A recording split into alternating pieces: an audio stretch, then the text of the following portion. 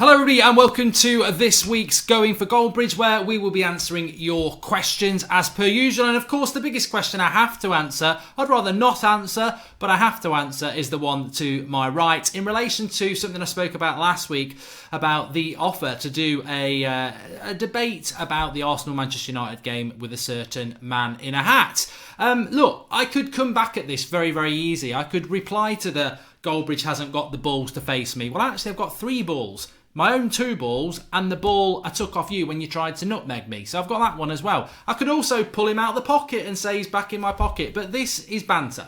And the reality is, what I'm about to talk about, there is a serious element to it. And to be honest with you, I'm quite tired of the banter. I'm quite tired of the whole thing. There was a time, probably a year ago, when I was asking him to come on the United stand and he didn't even respond. So, you know, if I decide not to do something, it's up to me. But as I said last week, the point was, I was 50-50 on it. I thought about it and I thought, you know what?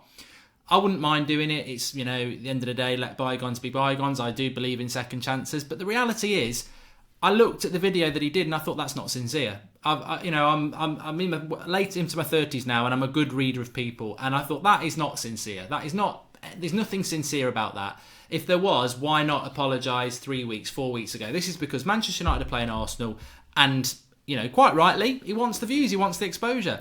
For me, not so important. Not so important. And also, I spoke to Robbie about it and I said, look, next season, next month, whatever, maybe let's just see if this apology is sincere, because my concern is I do the video on Thursday, United beat Arsenal on the Sunday, and he's there swearing, having a pop at me and Jesse Lingard again, and I'm like, I don't need that in my life. I'm not interested in that. And to be honest with you, I would rather just do it with Robbie, because it will be a proper football debate, and that is going to happen anyway. As for all this stuff, I'm a bit confused about what happened yesterday, so hence I put this tweet up. So I put a tweet out yesterday saying, look, I didn't really want to talk about it in public, but the reality is sometimes morals are more important than views. And my morals are that I'm not going to go and do a show with somebody because they've suddenly want to apologise coincidentally because there's a game against United at the weekend. Hence this tweet that then came out, where I honestly don't have a problem with Mark Goldbridge. Right, okay, you've called me a fucking prick and absolutely everything publicly, but fine, you don't have a problem with me. All I wanted was a proper debate about Arsenal versus United. Totally understand that, because you want the views, yeah. What I won't have, though, is him pretending morals are worth more than views when he called me an idiot for not uploading our 50-50 tackle, as it would have made huge numbers. Right, okay, I always say in life, don't go down to the level of an idiot to argue, because they'll always beat you because they're used to arguing at an idiot's level. And this argument that he's got here is totally flawed, right? I will not have it that he's pretending he's got morals because they're worth more than views. Right, that message that he's put up there, we'll talk about in a minute, that's 4 months ago, right? People's morals will be different in relation to different things. Because of what I said 4 months ago doesn't mean that I will stay constant. We were getting on okay 4 months ago, right? That's one thing. But second, it's still my morals to say, because I'm not doing the show with you, my morals are telling me not to do it. So if views were more important to me, I would do it. So what are you talking about, pretending that my morals? I'm not pretending. I'm not doing the show. So there's no pretense in that. I'm not doing the show because I don't believe your apology. And actually, well done. Let me give myself a pat on the back, because I'm 100% right. I said I wasn't going to do it. I said why I wasn't going to do it. I said, look, you know, maybe in the future we can build on this, but let's use this as a start. Within seconds, he's on Twitter putting lies up like that are totally irrelevant. And also, 2 things about this. One, who is going to work with him again when he puts direct messages up? Who puts direct messages up? I mean, I know I see it on Twitter from some people, but come on, you're meant to be in that role model thing again, and you're putting up direct messages. Now, look, nobody is pure. Nobody is pure. Nobody is pure, right? We all send direct messages, text messages about things that they're not for public consumption. So how and why does somebody put direct messages up, for a start, right? I have seen direct messages from him to people, to me. I've seen videos of him in his private life on direct messages and stuff. And if they went out, his life would be very, very, very difficult. So one, he's an idiot for putting a direct message up. And as for all this not got the balls and this, that and the other, we're at the same event on Friday. So it's not about, I don't want to be in the same room with him. I'm terrified of what's under his hat. I'm in the same room as him on Friday. And I will be saying this to his face. But I am not doing a debate because the reality is, I didn't trust his apology or sincerity. And it was 100% right, because as soon as he didn't get his own way, he goes straight onto social media and starts putting up direct messages. Who does that? Who does that? It's ridiculous. And I will never trust another thing he says, because how can you trust somebody who, when you've had direct message conversations with them, they're happy to put them out into the public to try and make themselves look better. But that message there, I've had people saying, oh, he's exposed you, Goldbridge.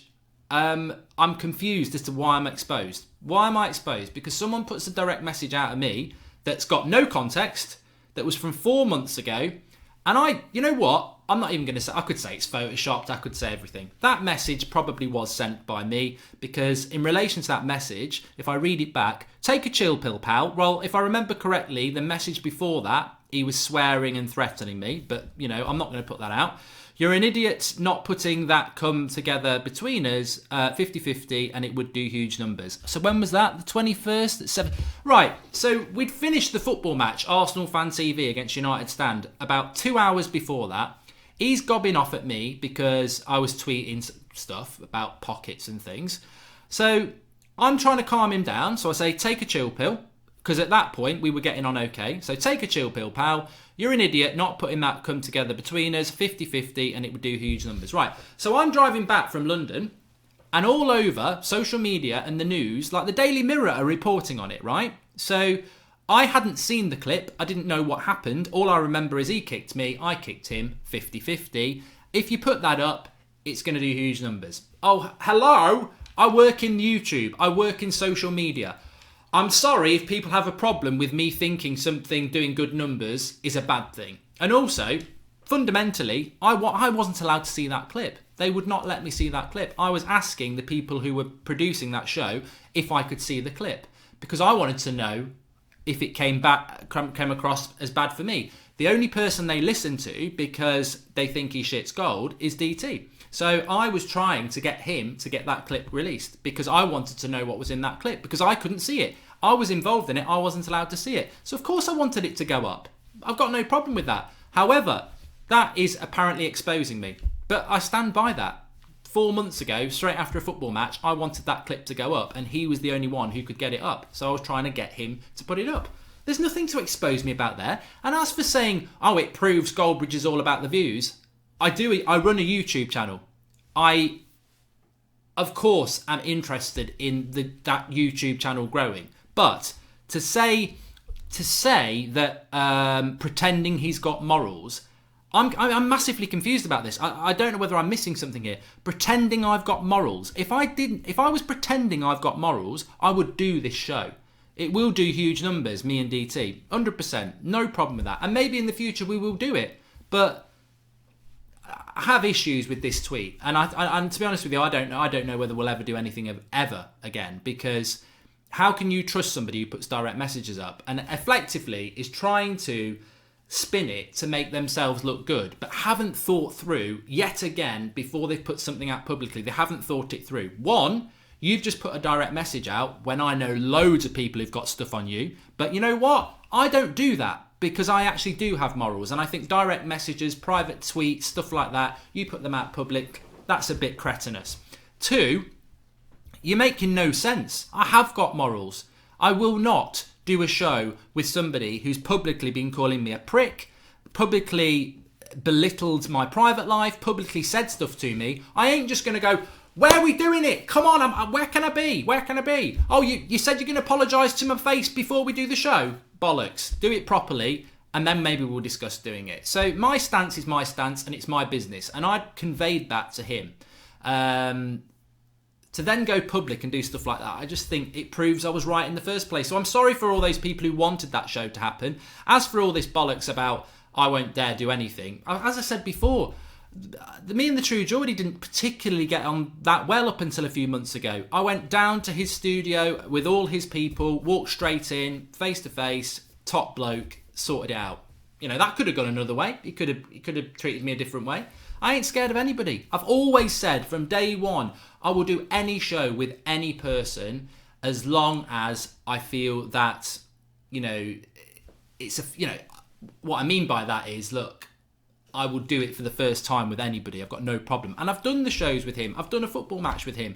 I know what he's all about. And I'm more than happy to start building that relationship again. I was last week. But then you start thinking maybe we're going to do that. And then you've got him putting direct messages out. And to some people, I understand that may be a very, very little thing. And you're like, oh, it's only direct messages. But to me, maybe I'm a bit long in the tooth. But when you're sending direct messages to people, because I know I've sent other stuff to him, so let's see if he puts that out. I know I've sent stuff to him that I think shouldn't be put out into public. So throw it back to him. Let's see if he wants to put more direct messages out there. But I'll tell you what, for Ed, I am what I am, right? I don't have anything to hide, and he has got so much stuff floating out there that lots of people just don't put out because they actually do have morals. And I won't be putting them out. Because I don't believe in that. I believe that private messages are private messages, and if you want them to be public, then that's down to yourself. But I know I'm 100% happy with the decision that I made. It wasn't about views or anything like that for me. I'm not bothered about that. And when it comes to this sort of relationship, and to be honest with you, I'll go down to London and I'll do stuff with Arsenal Fan TV because they're a good set of lads. He can go and do whatever he wants to do. But I think it's very sad that actually you offer an apology. You don't get what you want because you're only making an apology because you wanted the show in the first place. You don't get the show, so you tear the apology up in effect and go, right, I'm going to put direct messages out and try and burn him. What does that say? And to be honest with you, I've said enough, but I can't understand why anybody works with him. I don't understand why anybody can trust somebody like that, because anything you say private to him, he's likely to put it out there for his own benefit. Anyway, enough of that. Hopefully that explains it. Let's go to the questions. I'll tell you what I would just like to say as well. I do feel very, very tired today. I think there's a discussion to be had on the future podcasts about tiredness and mental health, because I got no sleep last night and I am not feeling it. I am not feeling it today. Who's your favourite James Bond, says Rex Banner. Roger Moore. Hello, Alan. Or I do like Daniel Craig. I think Daniel Craig has sort of... I like Daniel Craig because it's the evolution of James Bond. I think films like The Bourne Identity, etc., sort of force James Bond to modernise, to go a little bit more dark, to go a little bit more sinister. And I think so. Yeah, I think Daniel Craig James Bond has changed a lot from even Pierce Brosnan was still a little bit 60s cliche James Bond. I'm going to leave you now with the burning laser ray that's going to cut your chuff in half and cut you in half, but I'm just going to go and get myself a can of pop. I'm not going to take that's one thing that I always disliked about James Bond when I was growing up, is that and I know the Simpsons have mocked it. Oh, look, I've got you chained to a woman and I've cut your arm and it's dripping into the swimming pool that's got great white sharks swimming round. I'm going to lower you in now and you're going to get eaten. But it's 2 minutes to 6 and must watch the news. So I'm not going to watch the most satisfying bit of all, which is me watching my biggest foe drop into the water and get eaten by a shark. I'm just going to picture it in my head so I can watch the news and walk off and give you an opportunity to get away. Out he walks. James Bond gets a coin from his pocket that's an explosion that explodes only the metal of the chain, and they jump off and they run away, and then the villain gets killed at the end. I hated all that, and I think that it's great that the way the modern James Bond has got rid of that. If you could go back 1 year in your life, which would it be, says Icy Martial. I'm not understanding that question, because if you can go back to 1 year in your life, I thought if you could go back 1 year, could only go back 1 year. I don't believe in going back. To be honest. Would I like to go and relive a year? Well, no, because I've already know what's going to happen. And also, you've got to be very careful about the butterfly effect. What if I went back to the year that United won the treble? Because that was a pretty good year for me. I'd just moved to Ireland. There was loads going on. It was a very, very good year, and United won the treble. So if I went back and did that, I've either got to do exactly the same I did in that year to make my life now be the same, or one little change, one decision could cause a butterfly effect that changes my future life. So no, I wouldn't. I'm happy with what I've got. If you could revisit and witness one past United goal for the very first time, which one would it be? Says Slinky Ostrich 37. I think to go back to Solskjaer's winner in Barcelona in the 99 Champions League final, every time I listen to it back, it gets me goosebumps. So to actually bottle that moment where you don't know that's going to happen, I think that's very, very special. Ryan Giggs' goal, which we're coming up for against Arsenal in the semi-final of the FA Cup, was fantastic as well, because that was against the old odds. Best compliment you could give about Arsenal, says Alex Sams. Bit football-centric, aren't we today? But a bit Arsenal United-centric as well. The best compliment I can say about Arsenal is what I've always said, that the Arsenal team of the late 90s was without question the second best team in the Premier League history. And the best team was the one they were going up against, the United treble side. The best rivalry in Premier League history is Manchester United-Arsenal in the late 90s. And the best two teams in Premier League history are Manchester United-Arsenal in the late 90s. Arsenal have this fascination with their invincible team, and I said this yesterday. I don't get the obsession with your invincible team. You got knocked out of all the cups. You didn't win any of them. You won the league, but you didn't get a massive points total. You drew 12 games, which is a lot of games to draw. Thierry Henry was amazing. I think well done for winning an invincible trophy and getting it wrapped up in a galaxy wrapper, so it was gold. But I don't think it's your biggest achievement as a football club, and it's nothing to do with being salty about United fans or Liverpool fans saying it. That wasn't your best Arsenal team. But you talk about the invisible, well, you're invisible now. You talk about the Invincible Cup so much, but it's not your best thing in your history. I think it's just because it's the last significant thing you did, because you have been winning the Invisibles ever since. The best, I mean, and also winning a Premier League just because you were unbeaten for it doesn't make any.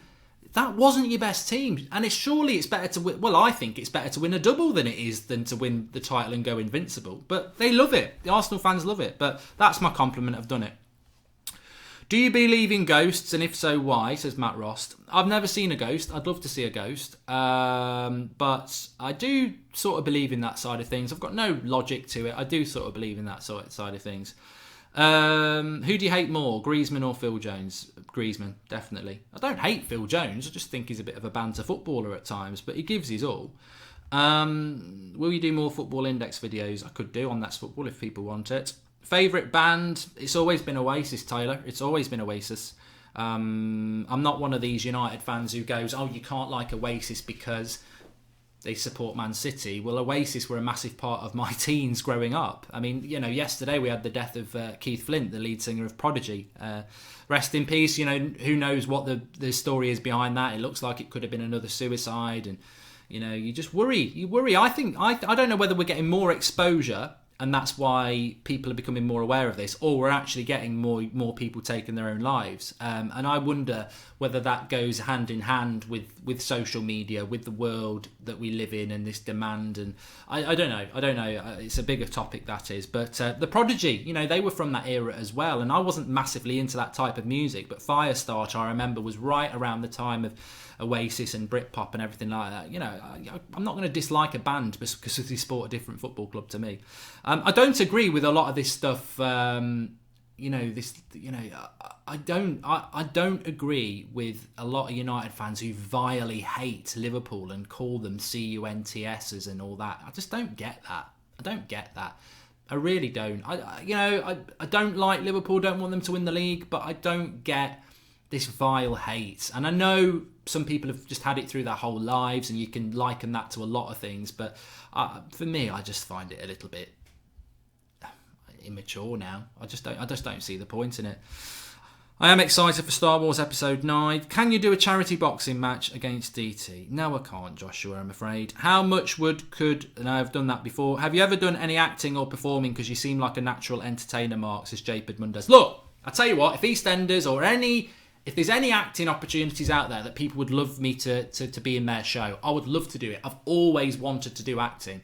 I haven't really done anything since my school days, but I do like it. I love film. So I would love to do film or anything. I just love to try it. I've never done it, so I would love to try it. And you're not the first person to say that. Opinions on the new Michael Jackson documentary, Luke? I haven't seen it, so maybe we could discuss that on the podcast. I mean, I think we will pick that up on the podcast, because I know people who are very passionate about Michael Jackson. They really love him and they love his music, but clearly there's this other side. And you can have. It's horrible when your heroes turn out to be worse than you, morally. And that can be, I've said this before. I don't want to liken. I'm not even going to say the name because I don't want to liken them to something like Michael Jackson's been accused of. But at the end of the day, if anything like that is true, you've got to. It tarnishes his whole image. I mean, can you listen to his songs again? I don't know. But people don't want to believe it because he was such a superstar. When I was growing up, Michael Jackson was just, you talk about superstars. There's nobody around in world entertainment now that could hold a torch to Michael Jackson's fame when I was growing up. He was mega superstar. So if this is true about him, it destroys a lot of people's, childhoods in many ways. And by the sounds of it, he may well have destroyed a few other kids' childhoods in a totally different way.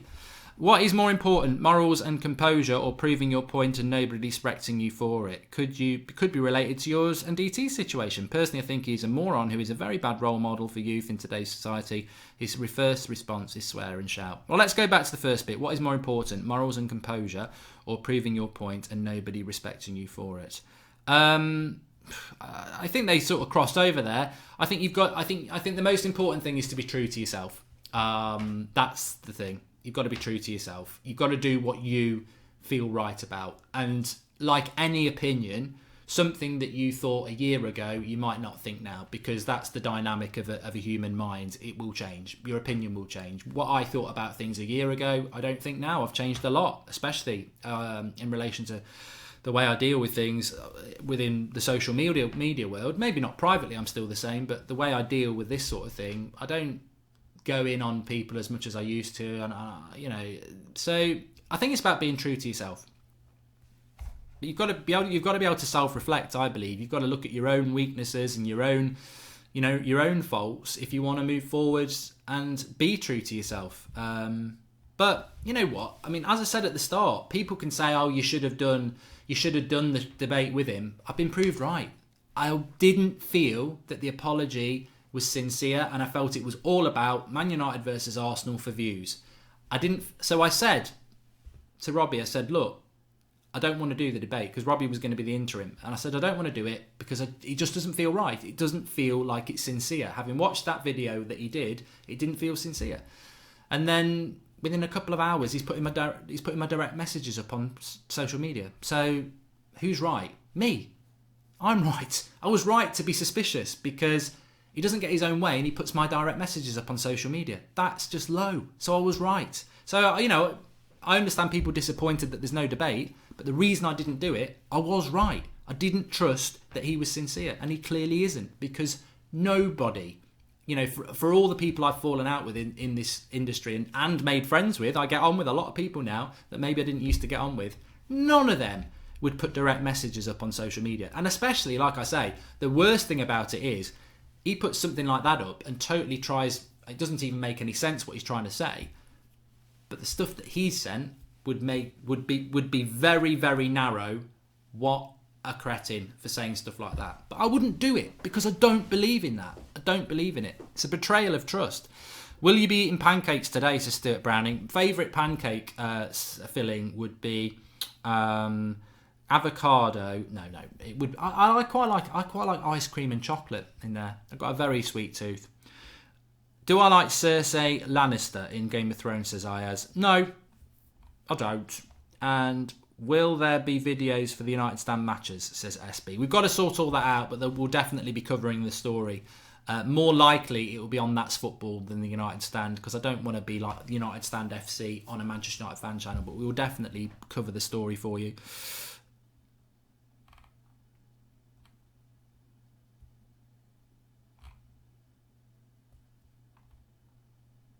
Robbie the dog is still alive, yeah. Doing walks with him again in the show, yeah. And as far as I know, Robbie from AFTV is still with us as well. Worst vacation you've been on, says Logan Mez. I'm glad I've never been asked. I always jump at questions I've never been asked before. I went on holiday to Italy when I was about 14. We went by coach. We didn't have a lot of money at the time, I don't think. So we went by coach from Nottingham to Italy. It took about 2.5 days to get there. It took about 2.5 days to get back. So that's about 4 or 5 days of your holiday just travelling there. When we got there, it was right at the start of September. It rained all week. You had no internet. I think I spent the time, and we stayed in a caravan. I spent the time in a caravan slowly reading a book, and I used to read the page about 3 or 4 times because I figured that would take me 10 minutes, and I think I was slowly going insane. So that holiday, and everybody who was on that holiday from my family agrees, it was absolutely shit.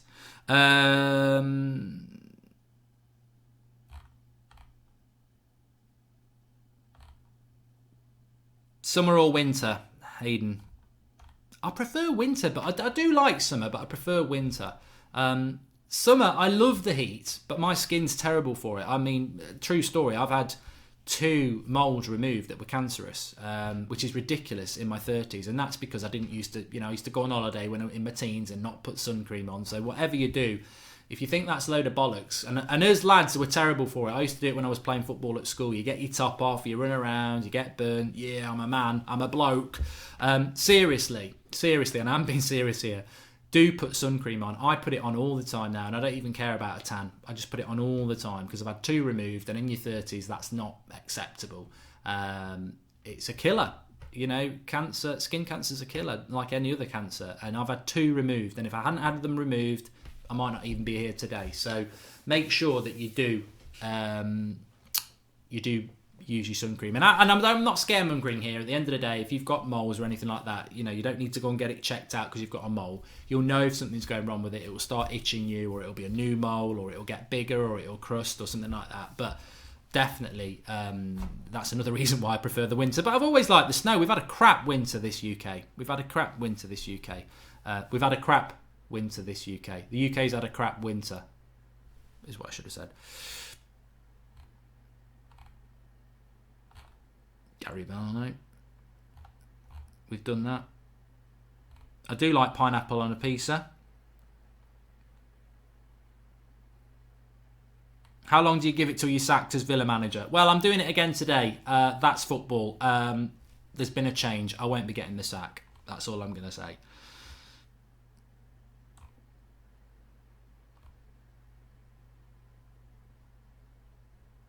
I have met Mad Micus in real life. None of your business if he gets paid or not.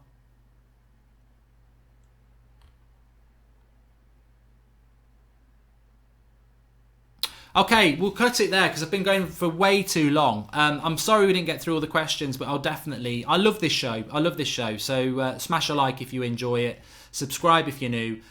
We spent too long talking about something we should never have been talking about. I'm bored of it. I mean, and to be honest, I don't think I've said that. That was one of the reasons I didn't really want to do it anyway, because I want to move on from this. I've been trying to move on for it for a long time. I don't mind banter. He supports Arsenal, I support Manchester United. I don't mind having a bit of banter on social media, but the whole, let's have a debate, let's have a face-off. So many people are bored of it as well. I go around and I talk, and people are bored of it, and they're not the only one. It just needs to move on.